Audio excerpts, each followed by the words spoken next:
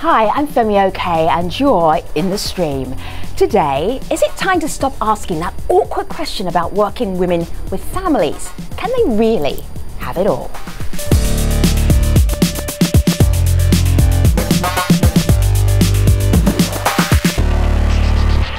So we have been having this conversation in our office for the last 2 days. We are not done yet. Malika Blau, digital producer of the stream, we had a lot to talk about. We did. On the stream. Yes. What is our online community saying? Well, since this is a discussion that involves personal stories, Yes. we want to get that ball rolling with sharing some of our own personal stories here at the stream. Have a look. My mom has worked 2 jobs for as far back as I can remember, and although there were times growing up that I wished she had been home to greet me when I came back from school, I knew this was really important to her, this ability to contribute to the house alongside my father. As a newlywed, my mother earned much more than my father, but she chose to give it up in order to raise me. In retrospect, I understand her decision. She wanted to be there full-time for her children. I wouldn't be the person I am today without her. My mom raised my 2 sisters and I while she worked from home. So for us as kids, it was perfect because she was always there. And I think what got sacrificed was a sense of self for her that was something other than mom and working parent.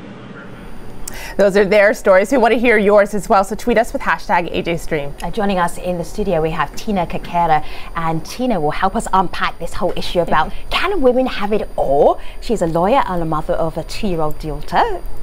Tina, it's great to have you here. Thank you. It's nice to be here. We're going to hear so much more from you in just a moment. Sure. But first, before we get the conversation started, remember that you can join in anytime. Just visit our stream webpage at stream.aljazeera.com and you can take a look at some of the many stories that we're following, not just this one. And you scroll to the bottom and you'll be able to actually suggest some of the stories that you might like us to cover as well.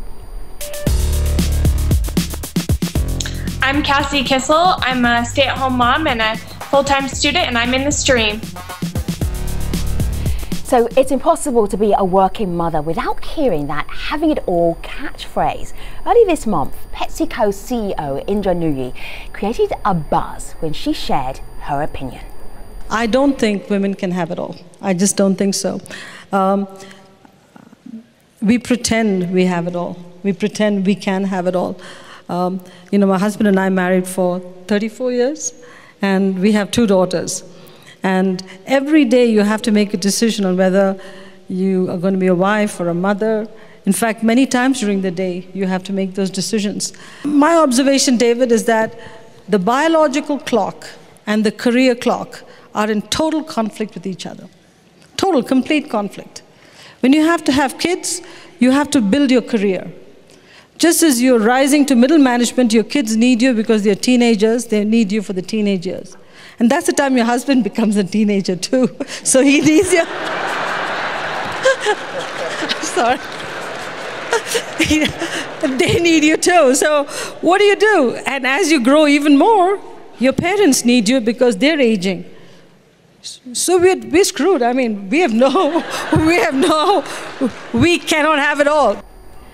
Wow, some candid home truths there from Indra Nooyi. So what is going on? Why is this having it all debate not retired by now?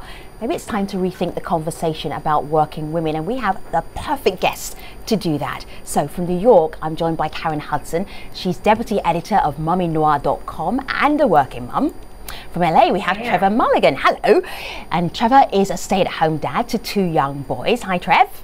Hello. And from San Francisco, Joan Williams is the founding director of the Work-Life Center at the UC Hastings College of the Law. So Joan, it's great to have you all here in the stream. Let me start with a story from Karen. Karen, there was a point where your professional career was going really well. Then you decided to have a baby and then things started to go, well, a little bit pear-shaped. I'm going to get you to pick up that story and tell us what happened. Well, actually, I was an educator. I was doing curriculum development, and I got pregnant, and my pregnancy was high risk. So I had to spend 2 months in the hospital, and then my son, Cannon, had to spend an additional 2 months in the NICU.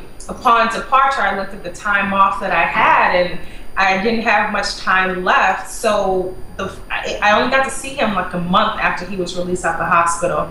Immediately after returning back to work, I had to think about how I was going to balance a preemie baby and a job that required me to be there from 9 to 5 plus commuting time every day.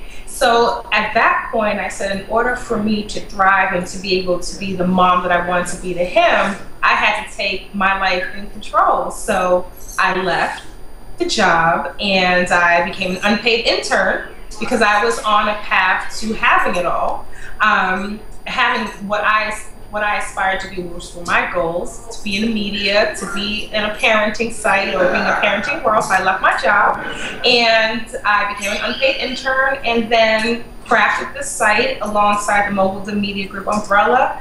And from there have been able to balance both worlds almost equally. Wow. Okay. So I'm even afraid to say that sentence. Do you have it all? I believe that I do. Wow. I have a career. I believe I have the career I want. Okay. And I have a family. I do have a son, right? So I was, I had the ability to have a child and raise him, but it's just not the traditional guidelines of being able to stay at home all day and watching every step that he takes and being there for every moment. The way I set up my home is that I can't be there for every single moment, but it doesn't mean that I don't have it all. Right, and that's what's key for me. The question when it's asked, can women have it all, there's a presumption to that the answer can be yes, that you can have it equally. And what Karen said is right on target, that every woman can decide for themselves what it means. So for Karen, she has it all because she defines what it is. I feel like I have it all, even though she and I may have completely different balances of work and life. So you can ask a woman, how do you manage it? Do you feel like you have it all? What's your definition of it all? But to just say, do you have it all? And then kind of set up the woman for there's not a right answer to that question. That's what bothers me about it. So Joan, we're already debunking this question, but our community wants to tackle another thing head on that they see wrong with this. That's socioeconomic status. Sakura Passion shares one experience. Growing up, it wasn't a matter of being good or bad for me. My mother worked because she had to. She follows up, specifically for low-income mothers of color. They're left out of the having it all conversation. Do you think that's true? And do you think that tag in itself leaves them out? It definitely leaves them out. It leaves out women who have to work, and that's an increasing number of women in the United States. It also leaves out men. Why don't we ask men whether they can have it all? And it's because the question, can you have it all, to a woman implies that if you're a mother and you're a good mother, you're going to be always available to your children. And so if that's true, you can't also have a career because you can't be always available to your career. But you know what? There are good mothers who are not always available to their children, and there are women who are not good mothers who are always available to their children. So I think what we have to ask is, what does it mean for yourself to be a good mother and also to have a career that's meaningful for you? And that's an equally important question in terms of being a good parent and having a good career for men as well as women, for privileged women and women with more modest jobs. This is not a life where he who dies with the most toys wins. Being an adult is about making really hard choices and trade-offs. For men, women, privileged, non-privileged, that's just life. See, I'm trying to think, Trevor, if I've ever heard of anyone saying to a man, do you have it all? Has anyone ever said that to you, Trev? I have never been asked that question. Right. No. I'm sorry. Go ahead, what Tina. would you think, if somebody asked you that, what would you think they mean by it? I would think they would mean everything combined. Money, relationships, family. For me, what's most important is family, above and beyond money or anything else. So to me, do I have it all? Yes, I have two beautiful, healthy children and a wonderful wife, so I'm extremely fortunate. So I have everything that I need. And everything else, I can make sacrifices to do what's best for my family. So, see, I'm looking. Yeah, go ahead. Well, my question is having it all being around your child every day, all day? Maybe you don't want to be around your child all day, every day, and you do want to go into the work world and actually pursue your own passions. You know, I think we often mistaken not having it as not having the ability to stay at home all day. Right. Some of us just don't want to, right. You know, but I still think the time that you do get to spend, whether it's 3 or 4 hours out the day, if that is meaningful to you, then that is your meaning right there, and that is having your all. You know, I got to spend 3 strong hours or 4 strong hours with my child, but then I also got to dedicate 8 hours of my day to building or constructing, you know, my career path or my job from an entrepreneur, and having that reward as well. All right. So Karen, let me introduce you to Miles and Mason on my laptop. They are not my children. They are Trevor's children. Where are Miles and Mason right now, Trevor? They're sitting in front of the TV watching a little bit of an educational program, I understand. Absolutely. What did you I heard you about to jump in. What were you going to say, Trevor? Well, I was going to say that I think it's good not to always be there for your kids. I'm always with my kids right now, and I think that it would benefit them to help make them more independent if they weren't attached to my hip. And I think at times that my wife sometimes has better quality time with my kids because she's not always with them. So I'm with them constantly all throughout the day, but I'm doing so many little chores and errands, you know, making sure the diaper bag is packed, making sure we have enough food to wherever we're going. I have so much of that to do. It's not like I'm focused one-on-one attention with my boys all the time. Trevor, I love that you just said that. We actually have a video comment from someone who extols the benefits of sending her child to daycare. Have a listen to this. I do think women face unfair expectations when it comes to balancing their careers with their home lives, and I think a lot of that comes from the mistaken assumption that children are best served by being exclusively in the care of their mothers.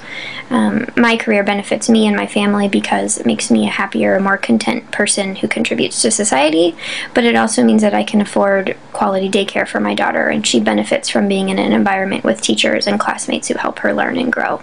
So Trevor, I know that you said that you agree with that in part, but Tina, I'm wondering if you as well, do you agree with that? And what happened this morning when you got on the train to come here to be on our studio? I don't know what you're talking about. Dish, come on. My daughter goes to daycare. She's. I went back to work at 3 months, and it was very difficult, but she was going to be home with my in-laws and my husband, who had started his own company. She started daycare at 7 months, and she's been in daycare ever since she's 26 months old, and it's the best thing for her because she requires stimulation that I can't give her. She requires, you know, licensed teachers who know what they're doing, who have plans for her, who keep her entertained. Today she was playing with an owl because they brought animals. I can't compete with that, you know, and I don't try. But it's not to say that I'm always comfortable with that decision. This morning when I was about to get on the train to come to DC, you know, I told her I was coming to DC, and she was like, "Mommy, DC, Mommy," and she was, you know, literally had grabbed onto my my legs and didn't want to let go, and it was hard. Because it's not that daycare is not the best option for her, but I still miss being there when she's in that loving mood. There are plenty of times when I know that somebody else may be better equipped to handle her, and it's not always me. I'm going you know what? Well, yeah, go ahead, Karen. Go ahead. Well, you know what's so interesting? I never felt the sadness of sending him off. And it's not because I don't love my son, you know, world without end. I've always looked at him going to daycare from he's been out of the NICU as this is your work. You show up somewhere, you do your whole day, and when you're done, you come home, you get some downtime, and then you retire to bed. And when I look at him now at 4 years old, I can drop him off at a new school, and within 3 days, he's ready to go as if he's been there for years because he's so independent, because he knows. If he doesn't see his father, he's like, Daddy's at work, Mommy's at work. He has that work conversation like I was talking to a 10-year-old, but it's also teaching him to know that you do have to go out there and hunt for your meat. You know, you have to get your food to provide, and him learning very early is showing that whatever you want, whether your all is running your own company or working under a major CEO, that you have to go out there and get it for yourself and define what all means to you. And he's learning very early. You know, this really varies. I've studied this actually among different groups of women, and it really varies from group to group. in the United States. African American women have the highest levels of workforce participation and the fewest guilt feelings about being employed full-time, whereas Latinas have the lowest levels of workforce participation, and they tend to get a lot of grief from their families. So it really does vary from group to group. But the other thing that's really important, I think, is that your children aren't small forever. Once they get, my baby, for example, just turned 25. And to have somebody who has been full-time employed, you have a different relationship with your children when they're older, and frankly you actually provide them with more financial stability, because we never know if we are going to be a stay-at-home parent. You know, anything can happen in this life. And two incomes can give a stability that one income sometimes doesn't. I am intrigued by all of you. Karen, just give me a second for a moment, because you're the most important voice, but I'm very intrigued by what you're saying. It's about how you manage your life. Forgive me for playing you a little bit of this trailer. The trailer is called I Don't Know How She Does It. I'm not necessarily saying you should go watch the film, but definitely watch this. This is Sarah Jessica Parker. She is a Boston mom trying to juggle marriage, children, and a high-stress job. Let's see how she does it. The list. Number 1. Take Emily to school. I am just so jealous. You get to look nice all day. We just frump around at the park. Number 2. Keep my head above water at work. Sarah, you're running a little late this morning. I have 2 choices here. The man's excuse, bad traffic, down power lines, faulty carburetor, or mammogram. Oh. Number 3, spend more time with Richard. He must be completely exhausted. Not completely. All right, so I'm not going to make you watch the entire trailer, but I'm not sure that SJP is coping too well with the high-powered job, the man trying to get it all done. But in terms of managing, Tina, you were saying this is how you think of this have it all thing. It's about how do you manage it? That might be a better way of addressing it. Yeah. How do you? Well, you know, I think the most important thing, and Miss Nui talked about this when she talked about what having it all means to her, is having your team, your village that helps you raise. So for me, my husband, who can step in because he has his own company and be there when I can't. My coworkers who understand if I have to take a sick day off. My girlfriends who help me get through tough times sometimes. Do you cultivate that? Are you making that happen for you? Are people just very considerate? Well, look, everybody has a busy life, so you have to realize that if you want to have it all, however you define it, you need people around you to help you do that. You cannot have it all, however you define it, on your own. So for me, I need to have my village of people, and in turn, I contribute to them. Right. Malika. Well, talking about that village, a lot of people online are talking about the importance of having a partner, whoever that might be. So on Facebook, I bet Trevor says, if we, the men, decide to share some of the weight, no question they can achieve their goals. And of course, he's directing that to women there. But Trevor, how important is having someone to share the load with for you? Oh my gosh, it's extremely important. We don't have family around us, and so there's times my wife could come home and I've had the kids all day and I'm so frazzled. So for her to be able, I don't know how single parents do it, but when she comes home, I can pass the kids off and go, I have to go in the back and decompress. So it's super important. One person I don't think can do it all. So, I love what I do, and I have one of my kids on the way. Yes, I wanted children on TV, and there we go. Here we go. Excellent. Now that looks like Miles. Hi, this is Miles. Hi, Miles. You're on international television. All right. So you're talking about making it work. Yes. It's sorry, I lost train of thought. Yeah. Mums and dads, that happens. So making it work, that like having, and you and your wife are there without the family, so you don't have the village. How else do you recreate that village of support for you? It's difficult, actually. We have, we don't have a lot of babysitters either. I think it might be a trust thing right now. These are our kids. I don't want to pass them off to somebody else and have somebody else raise them. What are you doing? I'm on an interview. And at this point, we go to Karen. I'm so sorry. That's all right. Miles looks very well looked after. Karen, jump in here. We're talking about managing it. It's like coping strategies rather than having it all. Coping strategies, right? Well, I think in terms of managing it, I'm not with my son's father, but we both co-parent perfectly, right? And my family all live in Georgia and Boston. But guess what? You learn how to negotiate all your situations. So, you know, with my job, I spoke to them. I live in Jersey, but I work in New York. Can I have 3 days to work from home so I can drop him to school and pick him up, and if there's a doctor's visit in between, that I could get to him and I'll come into the city 2 days out the week. I have, today this interview is running until 4:10. I just realized, oh my God, I didn't arrange someone to pick him up. Another mom is there. Can you pick up Cannon for me? And can you grab him a meal? Sure, okay, I'll be right behind you, no problem. And if you need me this weekend, I got you with the kids. Nice. So the managing is ever changing. Every day the roles change. You could have your whole day mapped out and then realize you have no sitters. But you know what? It's all about constant configuration. Well, Joan, there's another, picking up, of course, on what Karen was just saying, there's another suggestion here on how we can manage this. It's in the form of a video comment, and it's from someone who grew up with a working mom. So have a listen. I had the loving attention and care that a mom can provide, while also seeing that she had passions outside of the family home.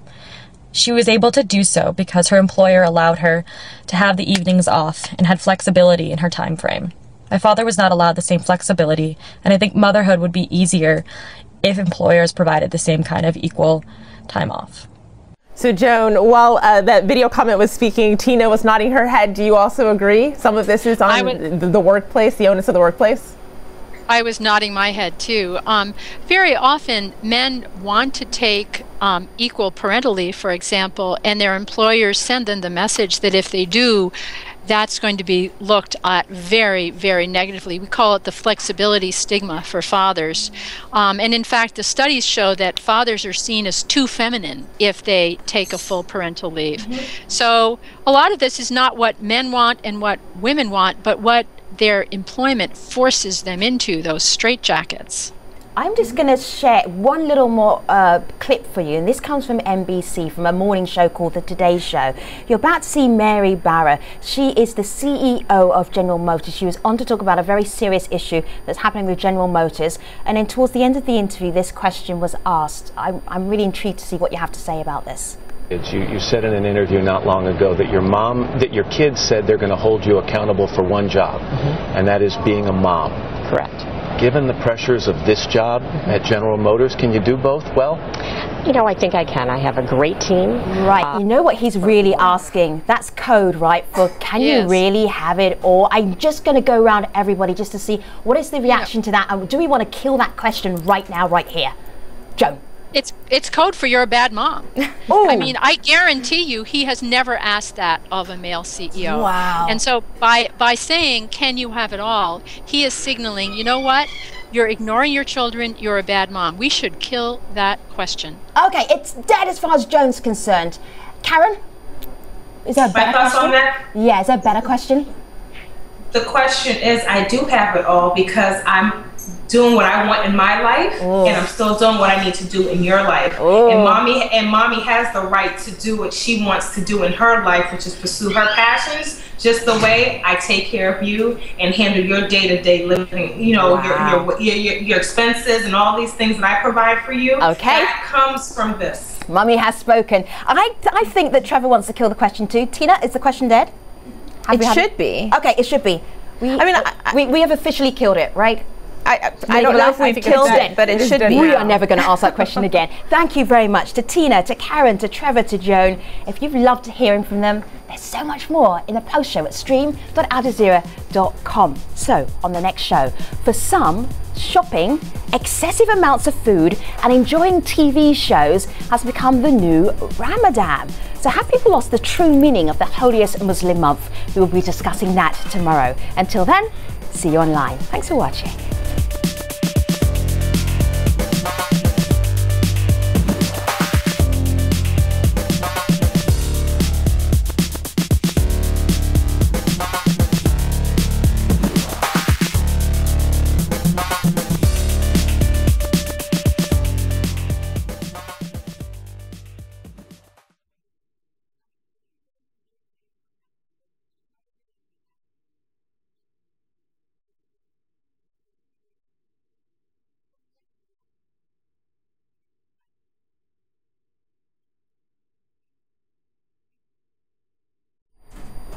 Hello again, this is the Post Show. We're discussing working mothers and how they manage their professional and family lives. I did ask, should we just kill that question? I didn't hear what Trevor had to say, and I know Tina had something as well. So Trevor, you can pick right up where we left off.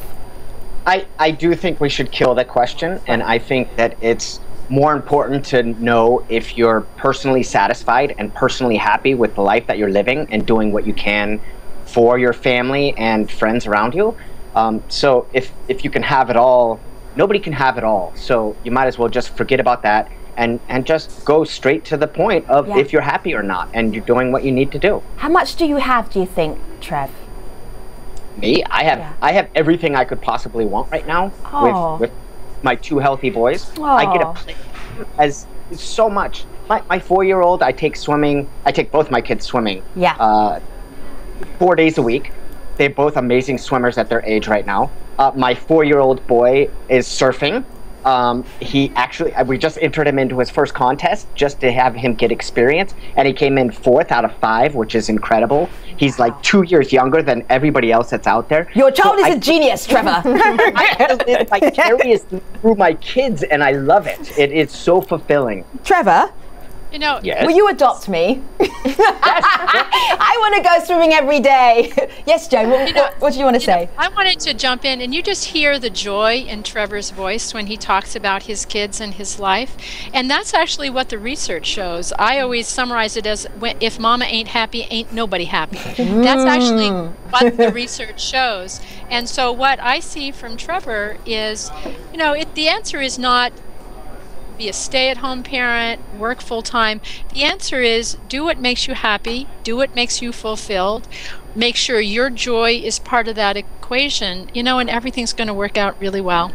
Femi, I will say that one of the things that's making our audience online happy is this conversation. So while our guests today want to kill that question, Bethany on Twitter says, I think we should keep asking it because it focuses light on a subject that resonates with so many women. So Tina, with that, I want to pose, since we're continuing the discussion per Bethany's suggestion, I want to pose this next tweet to you because right before we were going into the Post show, you mentioned the G word, guilt. And so Beverly on Twitter says, it's easy to ignore society's expectations and it's harder to escape your own conscience. You can't do both perfectly well.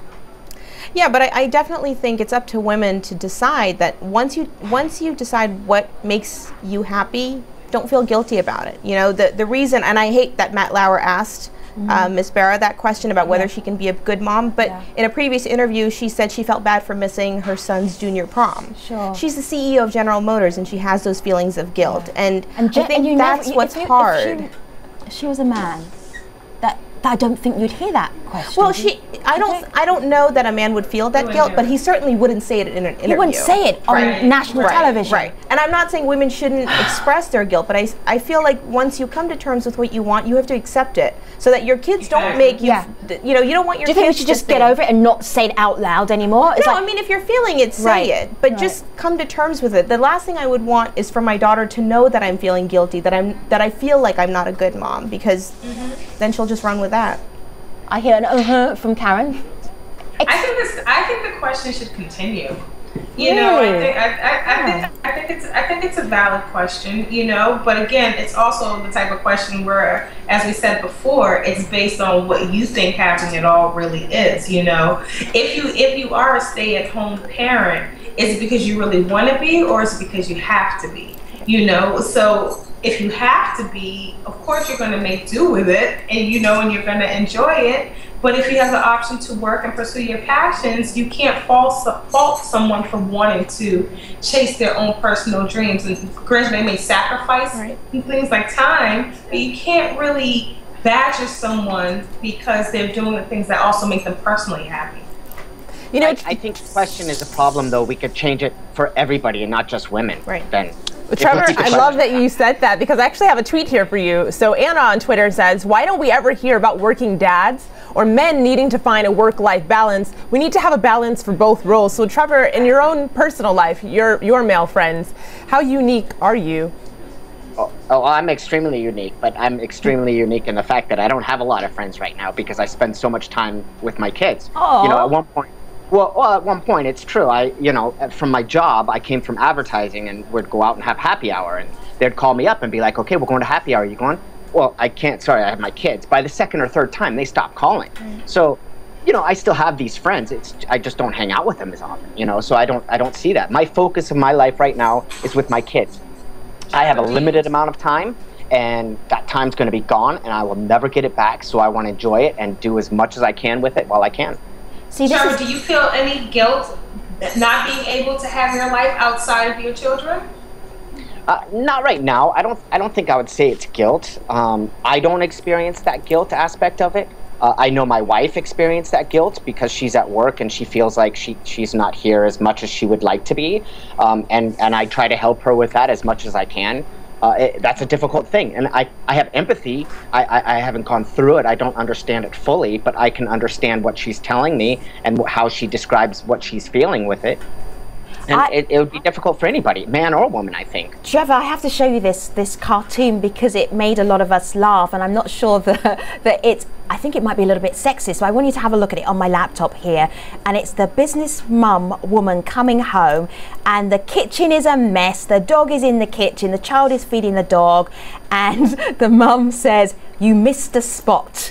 Does that resonate at all, or is that just mean? I think that's just mean. For the most part, it's funny because I'm more clean. I'm more aware of the cleanliness than my wife is. So typical working spouse. They don't really value how clean the house is. No, that was too. I used to do. I do all the cooking even before we had kids. So wow. I don't have anything to do with it. But right. Do you have a brother? Sorry, that was inappropriate. Luckily, it was in the post show. Very good. All right, so I've made Trevor blush. So this is a good point to wrap up this conversation. There is something that I think is really, really intriguing, though, about this. And this is, why do we continually keep asking it? This question, can we have it all? Joan, we already killed it. I feel like it should be a dead conversation. But why does it survive, do you think? It survives because our assumption is that if you're a good mother, you are always there. And, I would like to end with a quote. It's from Jill Churchill. She says, there is no way to be a perfect mother, but there are a million different ways to be a good one. And if women would just believe that, I think the question would die. Interesting. Blika, what do you have from the community? Well, I'm going to share this one. This is a last one from Batang, who says, "This show didn't disappoint and I gained fruitful perspective. So at the very least, we are changing minds." Very good. My phrase to leave everybody with is, if mama ain't happy, ain't nobody happy. I don't have kids, and I feel that is incredibly relevant to my life. Tina, what would you like to leave us with? I just want to say, if you're a working mom, it's not easy, but decide what makes you happy and then just accept it, and it'll just work out after that. Love that. Karen?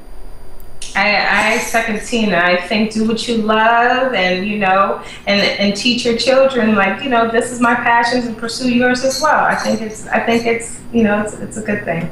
Trevor, what are you doing with the kids later on today? Well, actually, we're probably going to go to the park today and burn off that energy. So that's lovely. My last thing is, I think we all provide a good example, or we are examples for our kids, so we need to provide a good example, man or woman, and teach them to accept everybody for who they are and the choices that they make. Right. Wow. I would love to talk to you for hours, but the kids have got to go to the park, so I'm just going to wrap it up now. Tina Kakero, Karen Hudson, Trevor Mulligan, Joan Williams. I thought this would be a cliche Taldo conversation, and you proved otherwise. Thank you so much. Thank you. You're so welcome. Thank you. Thank you. Thank you. So, moving on to the next show. For some, shopping, excessive amounts of food, and enjoying TV shows has become the new Ramadan. So have people lost the true meaning of the holiest Muslim month? We have been asking our online community, Malika, about this, and we're asking them to do what? Send us share their stories or examples and pictures, and they already have been. Use hashtag AJStream. Is Ramadan too commercial? Do you have examples? Share it with us, and then we will talk about it tomorrow on AJ Stream. Until then, we'll be online. Thanks for watching.